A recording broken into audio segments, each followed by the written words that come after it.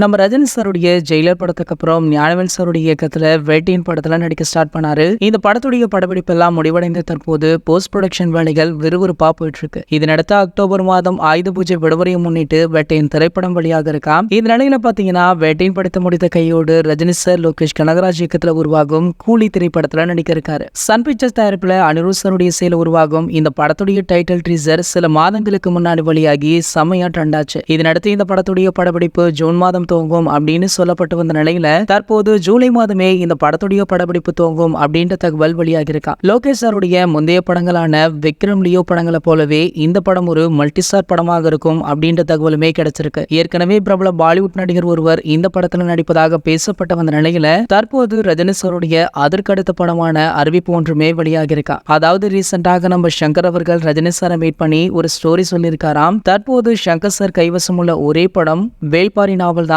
So அதனால கண்டிப்பாக அந்த ஸ்டோரியை தான் ரஜினி சார் கிட்ட சொல்லியிருப்பாரு. அதனால கூடிய விரைவிலேயே இவங்களுடைய கூட்டணி இணைய போதா அப்படின்ற பேச்சு சமூக வலைதளங்கள்ல அதிகமாகவும் போயிட்டு இருக்கு. சார் ஓகே, இந்த கதையில தலைவர் ரஜினி அவர்கள் நடிச்சா எப்படி இருக்கும் அப்படின்னு உங்களுடைய கருத்துக்களை கீழே உள்ள கமெண்ட் செக்ஷன்ல கமெண்ட் பண்ணுங்க.